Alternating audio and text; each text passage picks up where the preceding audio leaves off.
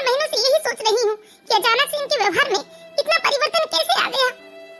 जो इंसान कभी मेरे हाथ के बने खाने की तारीफ करते थकते नहीं थे, मेरे हाथ की बनी कॉफी की तारीफ करते कभी थकते नहीं थे, उसी इंसान को आज मेरे हाथ की चाय कॉफी खाना कुछ भी पसंद नहीं आ रहा है। घर में कहाँ से स्वाद आएगा जब मुंह बाहर लग गया है इनका।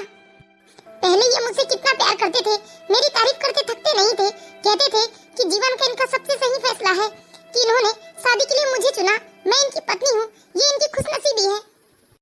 लेकिन अभी हमारी शादी को 2 साल भी नहीं हुए और इन्होंने अपना असली रूप दिखा दिया।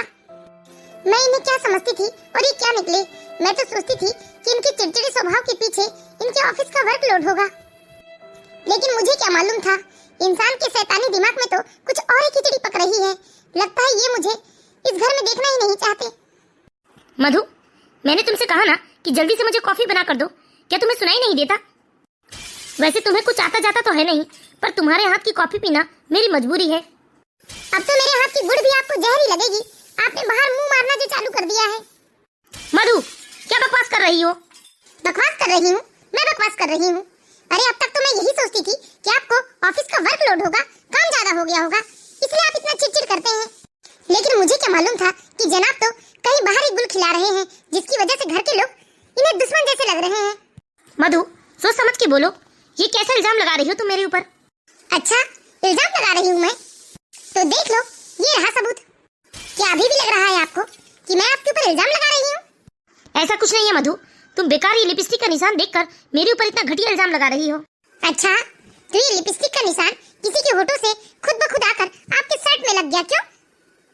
बस इतनी सी बात के लिए तुम मुझ पर शक कर रही हो? तुम अपने पति पर शक कर रही हो? हाँ, कर रही हूँ। शक तो मुझे बहुत पहले ही हो रहा था आपके ऊपर, लेकिन अब यकीन हो चुका है। सच ही कहा है किसी ने, एक औरत अपने पति को देवता भगवान मान सकती है, जिंदगी भर उसकी पूजा कर सकती है, 7 जन्म तक उसका साथ पाने के लिए निर्जला व्रत करती है। लेकिन तुम जैसा घटिया मक्कार इंसान, अरे 7 जन्म तो छोड़ो, 1 जन्म में भी ईमानदारी से अपनी पत्नी के साथ नहीं निभा सकता। तुमने मुझे धोखा दिया, इतने दिनों तक तुमने मुझे धोखे में रखा, मेरे साथ कितना बुरा बर्ताव किया, लेकिन फिर भी मैं यही सोचते रही कि चलो आज नहीं तो कल तुम्हारे व्यवहार में परिवर्तन आ जाएगा, तुम्हें वर्कलोड होगा। कई बार मेरे मन में तो ये भी विचार आया कि कहीं तुम्हारा चक्कर कहीं बाहर और तो नहीं है, लेकिन मैंने अपने विश्वास के सामने उस विचार को कभी ऊपर नहीं आने दिया। हमेशा मैं अपने आप से बातें करती रही, यही कहती रही मैं अपने आप से कि आप मुझे धोखा नहीं दे सकते क्योंकि आप मुझसे बहुत प्यार करते हैं। लेकिन मैं गलत थी, आपने मुझे धोखा दिया, ठग लिया आपने मुझे, मेरी जिंदगी बर्बाद कर दी आपने। मैंने कहा ना तुमसे कि ऐसा कुछ नहीं है, बेकार में तुम मेलोड्रामा मत मचाओ यहाँ। मेलोड्रामा कर रही हूँ? मैं ड्रामा कर रही हूँ? और ये शर्ट और ये निशान, ये सब कुछ झूठ है? हाँ, झूठ है। अरे थोड़ी तो शर्म कर लो, सफेद झूठ बोल रहे हो तुम, सबूत मेरे सामने है, मैं इतनी बेवकूफ नहीं हूँ जो तुम्हारी झूठ को सच मान लूं। अरे मक्कार, धोखेबाज इंसान। बस बहुत हो गया मधु, बंद करो अपनी बकवास। हाँ, तुम जो भी बोल रही हो सब कुछ सच है। मैं धोखेबाज हूँ, मक्कार हूँ, घटिया हूँ, सब कुछ हूँ मैं। और हाँ, एक और बात आज मैं तुम्हें साफ साफ बता देना चाहता हूँ। अब इतना सब कुछ तुम्हें मालूम चल ही गया है, तो आज मैं तुम्हें सारी सच्चाई बता ही देता हूँ। हाँ, मैं रिया से प्यार करता हूँ और रिया के साथ ही अपने जीवन के सपने देख रहा हूँ मैं। इसलिए मैं तुमसे साफ साफ कह देता हूँ कि तुम मुझे तलाक दे दो और मुझे आजाद कर दो, ताकि मैं अपना जीवन रिया के साथ खुशी खुशी जी सकूं। क्या? हाँ, तुम सच सुनना चाहती थी ना, तो सुनो, मेरे एक एक शब्द सही है। मैं रिया से प्यार करता हूँ और रिया से ही शादी करना चाहता हूँ। मेरी जिंदगी की सबसे बड़ी भूल थी जो मैंने तुमसे शादी की, तुम जैसे गवार से शादी की। रिया मेरे लेवल की है, मेरे स्टेटस से मैच खाती है वो। हे भगवान, ये सब सुनने से पहले मेरे प्राण क्यों नहीं हर लिया आपने? फिर से ड्रामा कर रही हो? पहले ड्रामा कर रही थी या अब कर रही हो? सच सुनना चाहती थी ना तुम, सच जानना चाहती थी, सो मैंने सच्चाई कह दी। अब मेरा पीछा छोड़ो और चुपचाप तलाक के पेपर में साइन कर देना। मैं कल सुबह ही तुम्हें तलाक के पेपर दे दूंगा। मधु और रौनक अपने कमरे में थे, लेकिन वो इतने जोर जोर से एक दूसरे से झगड़ा कर रहे थे कि उनकी आवाज बाहर हॉल में बैठे उनके सास ससुर तक जा रही थी। मधु की सास मधु का रोना धोना सुनकर सीधे कमरे में आ जाती है। ये सब क्या तमाशा लगा कर रखा है तुम लोगों ने? अरे कितने जोर जोर से एक दूसरे से लड़ाई झगड़ा कर रहे हो। इस घर में सिर्फ तुम दोनों नहीं रहते, इस घर में बाकी सदस्य भी रहते हैं। माँ, इस मधु को समझाओ, इसने मेरा जीना हराम करके रखा है।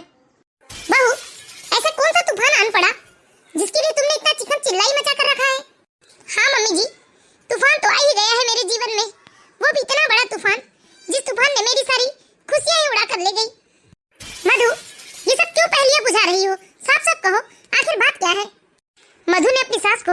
सारी बात बता दी। मधु की सास भी ये सब सुनकर जैसे दंग रह गई थी। उन्हें तो अपने कानों पर विश्वास नहीं हो रहा था। रौनक, ये सब क्या सुन रही हूँ मैं? अरे इस उम्र में यही दिन दिखाना बाकी रह गया था क्या? तुम्हें जरा भी लाज शर्म नहीं आई? एक बार भी तुमने अपने माँ बाप के बारे में नहीं सोचा? अरे समाज में जब ये बात पता चलेगी तो हमारी तो इज्जत की जैसे धज्जियां उड़ जाएंगी। मम्मी जी, आपको समाज की चिंता है, क्या मेरी चिंता नहीं है? मेरा क्या होगा? देखो माँ, ये मुझे इमोशनली ब्लैकमेल मत करो आप लोग। मैंने कह दिया सो कह दिया। मैं रिया से प्यार करता हूँ और मैं रिया से ही शादी करना चाहता हूँ। ये मेरा आखिरी फैसला है। और आप लोगों ने यदि मुझे परेशान किया या फिर मेरी बात नहीं मानी तो मैं अपनी जीवन लीला ही समाप्त कर दूंगा। रौनक ने अपनी माँ को धमकी दिया। रौनक की धमकी सुनकर रौनक की माँ शारदा जी तो जैसे सहम सी गई, क्योंकि रौनक उनका एक लौता बेटा था। रौनक की एक बड़ी बहन भी है जो कि बहुत समझदार है। रौनक, ऐसा मत बोल बेटा, तेरे माँ बाप तो जीते जी मर जाएंगे। ऐसा मत बोल बेटा। माँ, अब मुझे कोई बात नहीं करनी है। बस आप इस मधु से कह दो कि ये तलाक के पेपर में साइन कर दे बस। मधु और रौनक की शादी को अभी 3 साल ही होने वाले थे। सब कुछ बहुत अच्छा चल रहा था। मधु और रौनक अपने जीवन में बहुत खुश थे। वह एक दूसरे को बहुत महत्व देते थे। लेकिन करीब 3-4 महीनों से रौनक का व्यवहार बदला हुआ था, जिसे लेकर मधु बहुत परेशान रहती थी। उसे कुछ समझ में नहीं आ रहा था कि असल में रौनक का व्यवहार अचानक से इस तरह से बदल क्यों गया है। असल में बात ये थी कि जब से रौनक के ऑफिस में एक नई लड़की आई है, रिया रौनक से बहुत आकर्षित रहती थी और हमेशा ही रौनक की वो तारीफ करते रहती थी। रिया रौनक को इतना इम्पोर्टेंस देने लगी कि धीरे धीरे रौनक रिया की ओर खिंचता चला गया। और फिर एक दिन ऐसा आया जब रौनक ने अपनी पत्नी मधु से साफ साफ कह दिया कि वो उससे तलाक चाहता है, क्योंकि वो रिया से प्यार करता है और रिया से ही शादी करना चाहता है। रौनक ने ये बात कहने में एक पल की देर न करी कि वो अब मधु से प्यार नहीं करता और ना ही मधु से उसको कोई लगाव है। रौनक का इतना कहना ही था कि बेचारी मधु तो जैसे जिंदा लाश बन गई। पहले तो मधु को जैसे अपने कानों पर विश्वास ही नहीं हुआ। ऐसा लग रहा था जैसे वो कोई सपना देख रही है, वो भी कोई भयानक सपना। लेकिन अब हकीकत तो सामने था। उस दिन के बाद तो जैसे बेचारी रोज मधु का इम्तिहान होता था। कारण ये था कि मधु रौनक को तलाक नहीं देना चाहती थी, क्योंकि सच में मधु रौनक से बहुत प्यार करती थी और रौनक को वो खोना नहीं चाहती थी। बस यही कारण था कि रौनक आए दिन मधु से किसी न किसी बात को लेकर लड़ाई झगड़े करते रहता। लेकिन एक दिन तो रौनक ने जैसे हद पार कर दी।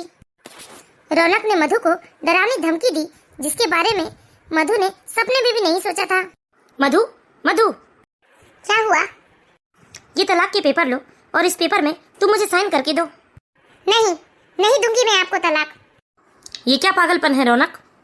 पापा, मुझे अब इसके साथ नहीं रहना। लेकिन मैं तुम्हें किसी भी कीमत पर तलाक नहीं दूंगी। अगर तुमने मुझे तलाक नहीं दिया तो मैं अपने आप को खत्म कर लूंगा। रौनक, ये सब क्या लगा कर रखा है तुमने? अरे बेटा, तुम कब आई? बस पापा, अभी अभी आई हूँ अपने भाई की ऐसी घटिया करतूत देखने के लिए। दीदी, ये मेरा अंतिम फैसला है और मेरे इस फैसले को कोई नहीं बदल सकता, वरना मैं अपने आप को खत्म कर लूंगा। अगर शाम तक इस पेपर में मधु ने साइन नहीं किया तो मैं जहर की पूरी बोतल गटक जाऊंगा। नहीं नहीं बेटा, ऐसा मत बोलो बेटा। अरे तुम मेरे इकलौते बेटे हो। अगर तुम्हें कुछ हो गया तो मैं जी कर क्या करूंगी? ऐसा नहीं करना बेटा रौनक। माँ, अगर तुम मुझे जिंदा देखना चाहती हो तो इसे समझा दो कि ये तलाक के पेपर में साइन कर दे। देखो बहू, रौनक एक मेरा लौता बेटा है। मैं उसे खोना नहीं चाहती। मैं तुम्हारे हाथ पैर जोड़ती हूँ, मेरी बेटी की जिंदगी बचा लो। हे भगवान, ये कैसे कैसे दिन देखने पड़ रहे हैं। कहीं उस लड़की के चक्कर में आकर मेरा बेटा अपनी जान न दे दे, फिर हमारा क्या होगा? एक बार भी रौनक ने अपने माँ बाप के बारे में नहीं सोचा कि बुढ़ापे में वो किसके सहारे जिएंगे, उसके बिना उनका क्या होगा। बहू, मैं तुम्हारे हाथ पैर जोड़ रही हूँ, मेरे बेटे को थोड़ा संभाल लो। मेरा बेटा गुस्से का बहुत तेज है, कहीं वो गुस्से में आकर कुछ उल्टा सीधा न कर ले।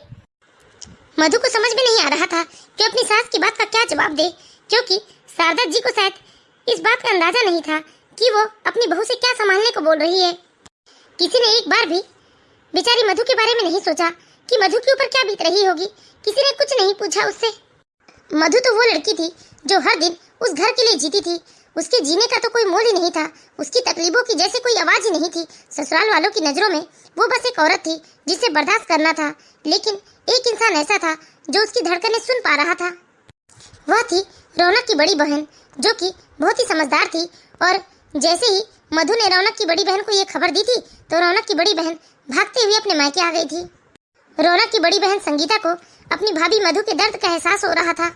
माँ, क्या तुम्हें लगता है कि चुप रहने से चीजें ठीक हो जाएंगी? नहीं संगीता, मैं तो सब कुछ बिखरने या टूटने से बचा रही हूँ। क्या बचा रही है माँ, आप क्या बचा रही हैं? कुछ बच भी रहा है? यहाँ भाभी की गृहस्थी उजड़ रही है माँ, और आप उन्हें चुप रहने के लिए कह रही हैं। भाभी और आपके चुप रहने से आप क्या बचा लेंगी? आपको मालूम भी है कि रौनक क्या चाहता है, उसकी मांग क्या है। एक बार आपने अपनी बहू के चेहरे की ओर देखा होता। मधु भाभी को देखो, बेचारी टूट चुकी है, बिखर चुकी है। माँ, आप भी एक औरत हैं, एक बार जरा मधु भाभी की जगह अपनी बेटी को रखकर देखो, तब शायद उसकी तकलीफ का अंदाजा आपको होगा।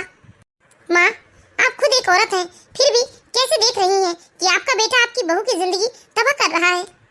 माँ, अगर यही कांड रौनक की जगह आपके दामाद ने किया होता तो क्या आप तब भी चुप रहती, या मुझसे कहती कि मैं चुप रहूं और चुपचाप उसे तलाक दे दूं? माँ, इस समय भाभी की तकलीफ को आप मेरे ऊपर लेकर देखो, तब शायद आपको भाभी की तकलीफ का अंदाजा होगा। बेटी की बात सुनकर तो शारदा जी की नजरें शर्म से झुक गई थी। उनका दिल भी अब अंदर ही अंदर कचोटने लगा था। फिलहाल रौनक तो वहाँ से चला गया था। घर में सब परेशान थे। रात को जब रौनक घर आया तो फिर से वह जहर की वो शीशी लेकर आया, और वह जहर की शीशी अपनी पत्नी के सामने रखते हुए फिर से ड्रामा शुरू कर दिया।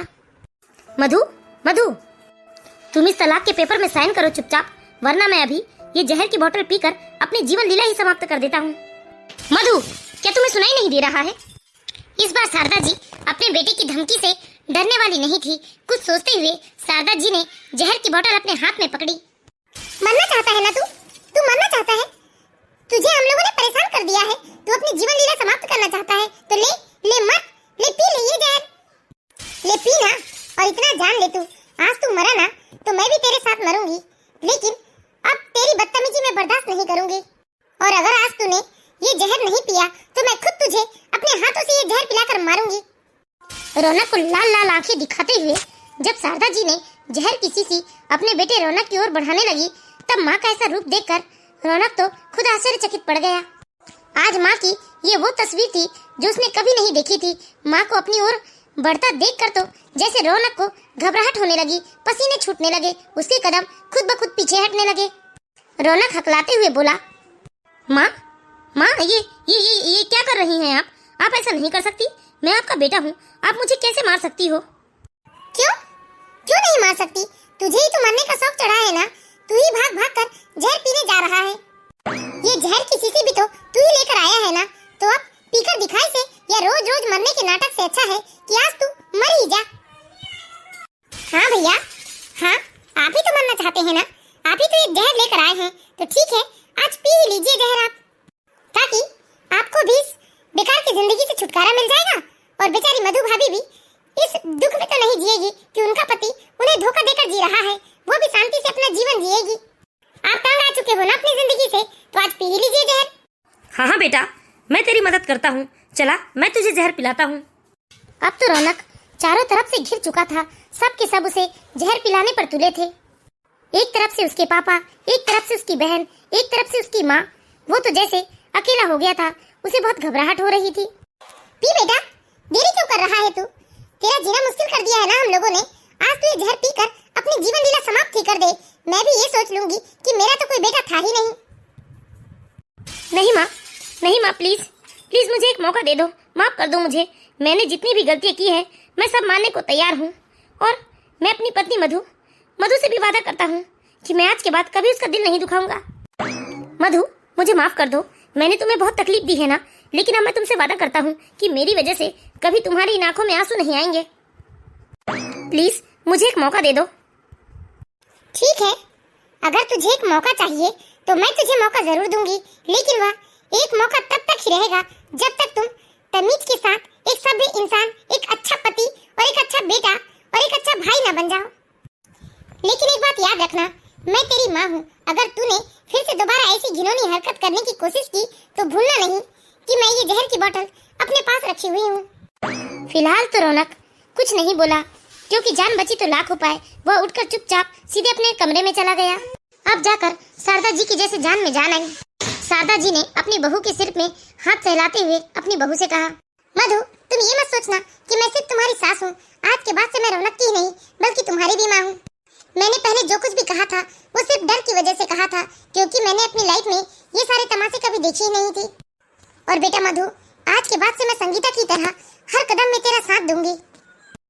मधु बेटा, अब तुम कभी अपने आप को अकेला मत समझना।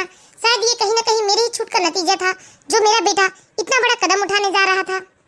धन्यवाद माँ जी, आज आपकी वजह से मेरी गृहस्थी उजड़ने से बच गई। काश हर घर में आपकी तरह सास हो तो कभी कोई घर उजड़ेगा नहीं। तो मैं आशा करती हूँ दोस्तों, आप लोगों को हमारी ये कहानी जरूर पसंद आई होगी। यदि कहानी अच्छी लगी हो तो प्लीज इस वीडियो को लाइक कीजिए और इसी तरह की मोरल स्टोरीज देखते रहने के लिए हमारे चैनल सास बहू की दुनिया को सब्सक्राइब करें।